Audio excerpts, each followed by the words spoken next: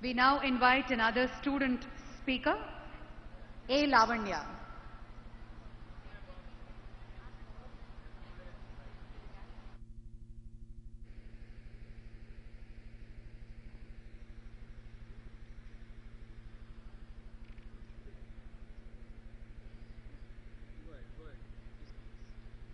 A very good afternoon to one and all present here. I am Lavanya, studying in Kakinada Institute of Engineering and Technology, here before you with the topic Women in Politics, Change Makers of Global Scenario.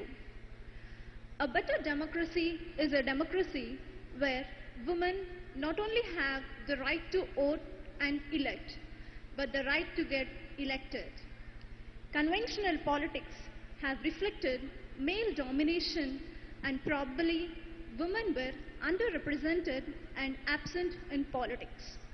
Women have fight over the issues which were affecting them, like right to property, right to vote, and many others. And now, women are pretty incredible in ruling the world and handling the issues, especially in political arena, fighting with the world just to see how strong women really are. A new dimension of politics of women have emerged in recent years all over the world. It's not an exaggeration to say men rule. It is just a statement. Three things both men and women should have: right to vote, run for office, be visible and loved. Individual women have overcome all these obstacles with acclaims and entered into politics like Sonia Gandhi, Hillary Clinton, Angela Merkel, Sheikh Hasina, and many other women have their own page in the history. The power of women in politics is ultimate. This is the change which is expected by our country and all the countries with the entry of women in politics. But still, women in large numbers should enter into politics and have their active participation. I felt very happy when I came to know that MIT School of Government, unique in the country, with its features of offering the leadership political programs to the educated youth to have their active participation in the politics. I appeal to every girl present here to take this opportunity very confidently and take a step into the politics. Out of 180 countries, only 22% of women are in the politics. I surely that more than 50% of women will come into the politics very soon, as few women leaders are born as leaders. Ending with a small quote, as ma'am said, if you want something said, ask a man. But if you want something done, ask a woman. This could happen with the entry of women in politics. Thank you.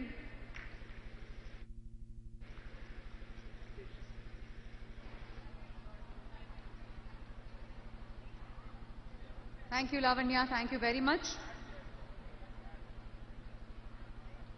ఆ తర్వాత student speaker Hillary Clinton గారికి ఓ campaign ని run చేయడం జరిగింది. Emory university for student for Hillary and she is a founding member and president too. Please put your hands together for Shweta Kesineni.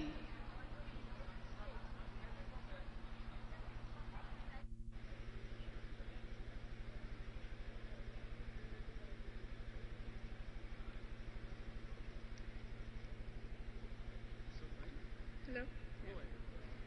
Thank you.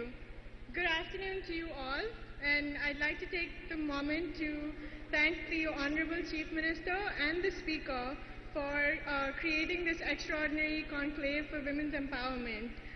I'd also like to thank the guests of the dais and the participants here today for being here at Amaravati, which approximately 6,000 years ago was the birthplace of the women's rights movement in the world. I would like to begin my address today with one word: no. N-O, no. That might sound a bit strange to you all, but that's not a word that is new to us. As women in the 21st century, we have been so acclimated to the word no and the many variations of it. Rejected, overqualified, underqualified, too independent, too sheltered. Ye kar sakti hai kya? Amma kada chegaltada. But let me remind you today to never stop fighting against these words. Because it's important to not take your cues from what other people perceive of you or from your social cultural norms, because you're the only one that knows what you're truly capable of. In this regard, I'd like to talk to you about my experience as a student leader for the Hillary Clinton campaign recently, and about how, this was not my country and it was not a place that I could vote in, but I spent a year and a half campaigning for this woman that I thought that I respected and was my idol for nearly half my life. I believed in the message and the hope that she embodied, that women can be whatever they wanted to be, even the President of the United States. But that was not really the case now, was it? Because November 8th was one of the most soul-crushing days of my life when I was broken down to think, if someone like Hillary Clinton could be rejected from a job, then where does that leave the rest of us? Well, how are we ever going to be good enough, or how are we ever going to progress enough to be good enough to compete with the men in our lives? But in the next 3 months that followed, I realized that this campaign and the entire fight for women's rights has never been about materialistic gains like money or jobs or taking things away from our male counterparts. The fight for women's rights is solely defined by the need to help women realize that within them lies this unsurmountable strength. The strength to have big dreams and to do whatever it takes to defy the odds to achieve these dreams. And I'm sure that if you look back at the lives of any of our guests of honor or any of the women in your own lives, I'm sure they've all been defined by these moments of duress where they've had to look within themselves to find the strength to turn rejection into success and to find oppression into opportunity. So let me tell you that this is the message that I have for you today is, do you want to be empowered? That's great. Then look within yourself, because you already are empowered. Because within you lies the strength to educate and elevate the women in your lives to empower them. Let me digress a little bit to tell you about something that I learned from watching my mother, who was a housewife until just a few years ago. I noticed that within this one person were all the different departments that were absolutely necessary for an organization to be successful.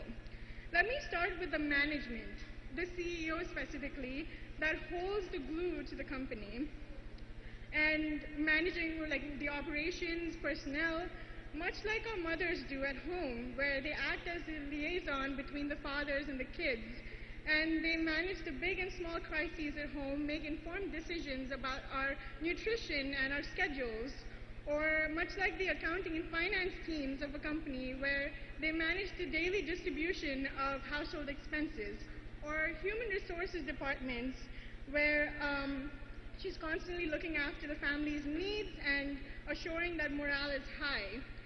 And so let me sum up by saying that women are innate leaders and organizers, and this is something that I learned from watching my mother at home. And I'm sure you've all noticed this growing up as well. So take a second today and look all around you, because you are amongst the largest group of empowered women this country has ever seen. And amongst us are mothers, daughters, sisters, students, teachers, entrepreneurs, social activists, and politicians. We are all leaders in our own right. And we've come together today to remind each other that we don't need to look outward to be relevant, because we are the face of women empowerment, and we are the new revolution. Thank you.